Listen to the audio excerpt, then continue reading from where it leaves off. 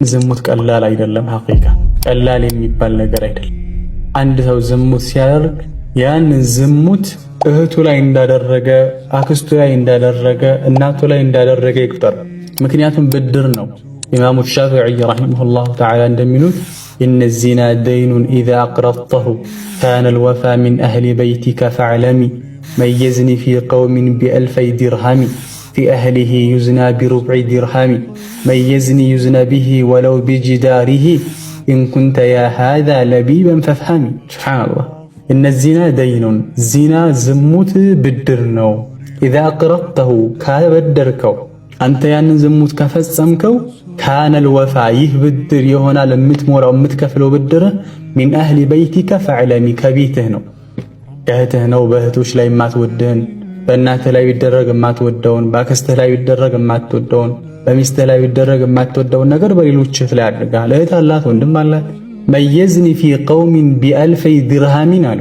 ሰዎች ዘንድ በ1000 ድርሃም ከፍሎ ዚና ያደረገ ሰው ፊ አህሊሂ ዩዝና ቢሩብዒ ድርሃሚ አንተ 1000 ከፍለህ ትልቅ ብዙ መስዋዕትነት ከፍለህ ዝሙት ብታደርግ በሆነች ልጅ ላይ በአንተ ቤተሰብ ላይ ደግሞ በግማሽ ድርሃም ሩብ በሆነች ድርሃም ማለት በጣም በረከሰ ነገር ላይ በሷ ላይ ዝሙት ይሰራል።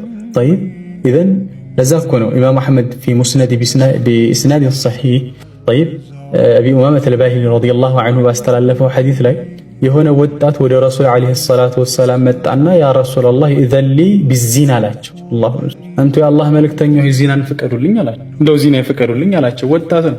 ፈአቅበለ አልቀውሙ ዐለይሂ ፈዘጀሩህ ሰዎች ወደሱ ዞር አሉና በጣም ገረማቸው፣ ተቆጡት። እንዴት እንትላለህ? ረሱል ዓለይሂ ሰላቱ ወሰላም መህመህ አይ እስኩቱ ዝም በሉ እስኪ ያሉ። ረሱል ዓለይሂ ሰላቱ ወሰላም ወደ ራሳቸው የደዓዋ ጥበብ ተመልከቱ። ወደ ረሱል ዓለይሂ ሰላቱ ወሰላም ቀረበና ረሱል ዓለይሂ ሰላቱ ወሰላም ጥያቄ ጠየቁት። አቱሒቡሁ ሊኡሚክ ይህን ነገር ለእናትህ ተወደዋለህ ወይ ብለው ጠየቁት። ሽፉ ቃለ ላ ወላህ ጀዓለኒ ላሁ ፊዳከ ያ ረሱለላህ።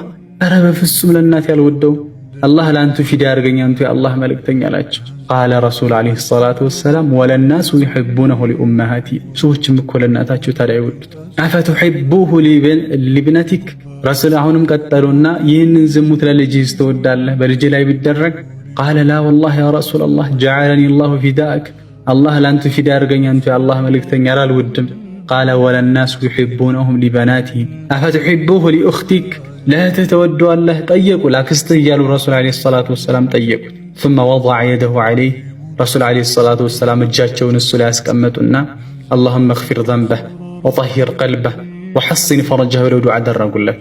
ያ ልጅ ይሄ የዝሙት ስሜት ከዛ በኋላ ከአእምሮ ላይ እጅግ ጸያፍ ሆኖ አእምሮ ላይ ተሳለ። ጋዋህ ኢዘን ዝሙት ሲባል የምናስበው እህቶቻችንን፣ አክስቶቻችንን፣ እናቶቻችንን እንሰብ። ናም